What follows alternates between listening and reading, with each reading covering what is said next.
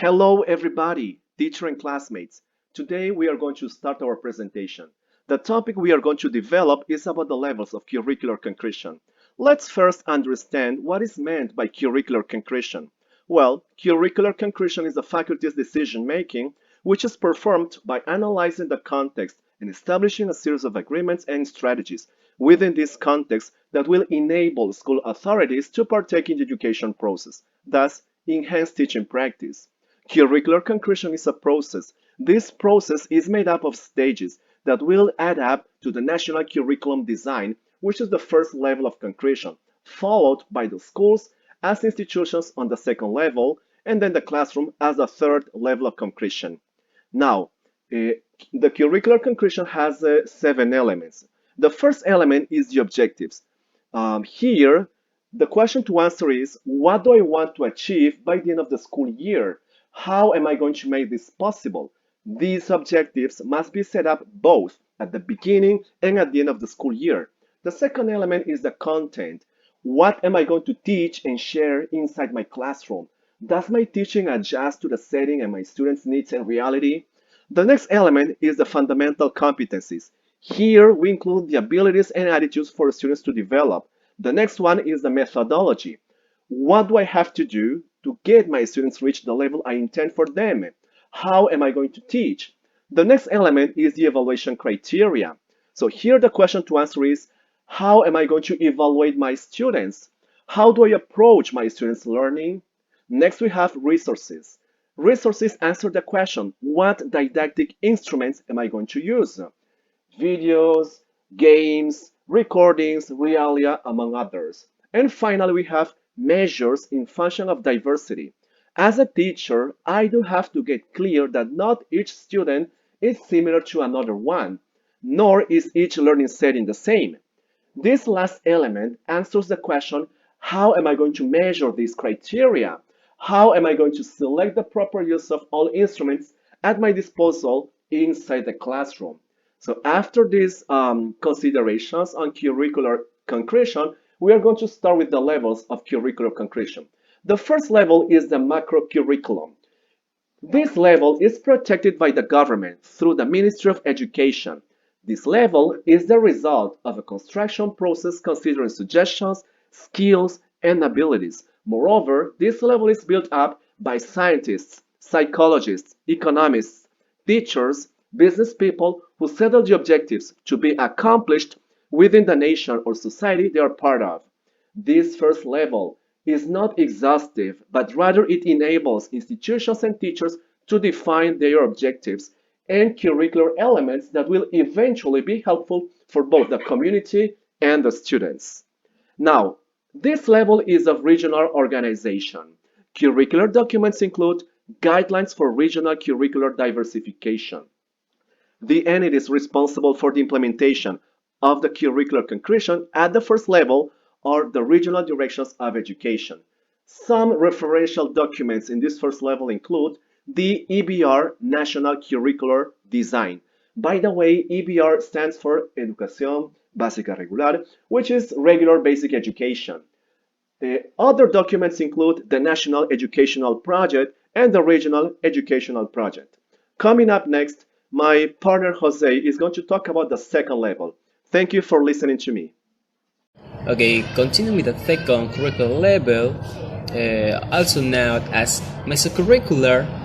This level is aimed at the directors on an educational unit, since they serve so that they can adapt both their first level and be considered within the educational context in which they work. Also, the second level, substantive and articulate decision making that allows the curricular design for this educational context. That is to say that it's much more specific than the first level, is much broader, and the second level is much more focused towards a pure educational context without the needs in which it is a performance can be adapted to another context, if not to the context in which it is performed, also the expose means that objectives and skills should be prioritized, but that this should be adequate to the preliminary authorities that the principal and the teacher have both, without forgetting that this must be a methodological process with essential resources that are chosen and designed for the different evaluations in which they will be performed. We must remember that this institutional curriculum not only belonging to the state, but it must be adapted and will to the needs of the context. Try to on institutional educational project. This is the set of supported and articulate decisions that allow to concrete the basic curricula designed in programs suitable to a specific context in which it's a priority to consider the basic educational needs. The perspective curriculum is a common framework that will be perspective in all centers due to the mandatory nature of the regulations it contains. The development of this level corresponds to the teaching team, which must adapt the approach of the prescriptive curricular design to the idiosyncratic characteristics of each center, contextualizing and detailing each prescriptive norm according to the environment in which the teaching process will be effectively developed learning. The stage curriculum project is prepared and approved by the cluster as determined by the LOE. In this way, the centers are given a certain autonomy to elaborate their own organization and functioning norms, which remain to be the result of the teachers' teamwork. In coherence with the context and their specific needs, their own identified, etc. Hello everyone. In this opportunity, I'm going to explain the third level of concretization of the curriculum design, and that is the microcurriculum.